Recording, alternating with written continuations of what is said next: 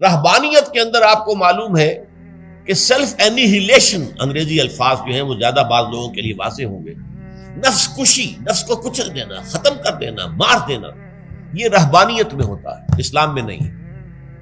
اسلام کا نظام بڑا متوازن ہے۔ ان لنفسک علیک حقا وان لزوجک علیک حقا وان لزورک علیک حقا۔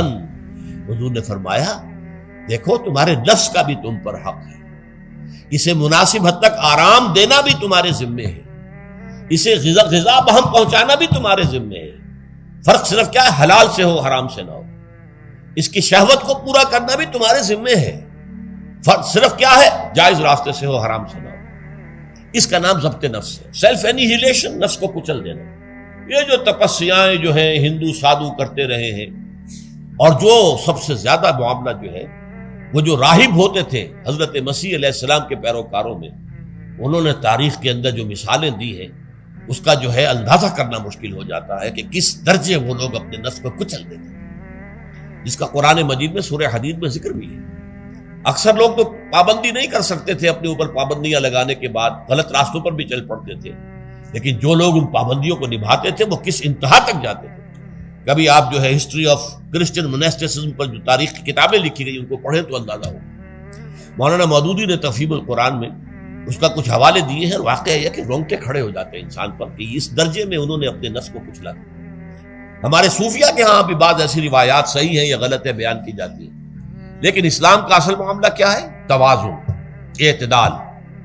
تمہارے نفس کا بھی تم پر حق ہے، ان لنفسک علیک حقا، تمہاری بیوی کا بھی تم پر حق ہے، وَإِنَّ لِزَوْجِكَ عَلَيْكَ حَقًّا، اور تمہارا جو بھی کوئی ملاقاتی آئے، کوئی دوست ہے، اس کا بھی زورک علیک حق ہو، زیارت کرنے کے لیے کوئی آیا اس کا بھی حق ہے، ان کے حقوق ادا کرو۔ حضرت عبداللہ ابن عمرو ابن العاص رضی اللہ تعالی عنہما صحابہ کرام میں اس اعتبار سے بہت ممیز تھے کہ ان پر عبادت جو ہے، عبادت گزاری کا اتنا غلبہ ہو گیا تھا، ہر روز روزہ رکھتے تھے اور رات کو پوری رات کھڑے رہتے تھے۔ حضور کو اطلاع دی گئی، حضور نے طلب کیا فوراً، آپ نے فرمایا یا عبداللہ الم نخبر، کیا ہمیں یہ خبر نہیں دی گئی انک تصوم الدہر وتقوم اللیل، کہ تو ہمیشہ رات کو کھڑا رہتا ہے نماز میں اور ہر روز روزہ رکھتا ہے۔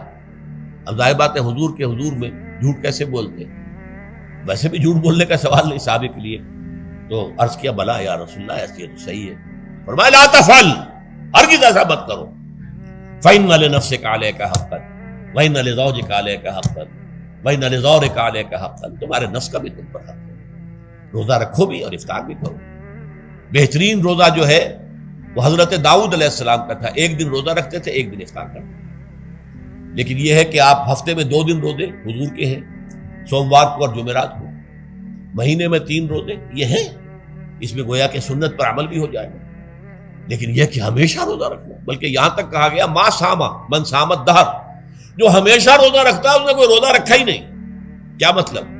یہ تو اس نے اپنی ہیبٹس بدل لی، ہیبٹس ہو گئی ہیں یہ کہ سارا دن بھر نہیں کھانا، صبح کھانا، شام کو کھانا، بس یہ تو اس نے اپنی ہیبٹ بدل لی ہے، روزہ ہیبٹ بن گیا اس کا۔ ما صام من صام الدہر، جس نے ہمیشہ روزہ رکھا اس نے کوئی روزہ رکھا ہی نہیں۔ اس لیے کہ روزہ تو در حقیقت اس شخص پر شاخ گزرتا ہے جس کو عادت ہے دن میں کھانا کھانے کی، اس کو دن کے اندر 3 کھانے کھانے کی عادت ہے، تبھی تو وہ شاخ گزرے گا۔ اگر وہ عادت ہی آپ نے بدل لی ہے تو ظاہر بات ہے کہ پھر روزے کی جو برکت ہے وہ تو ظاہر نہیں ہوگی۔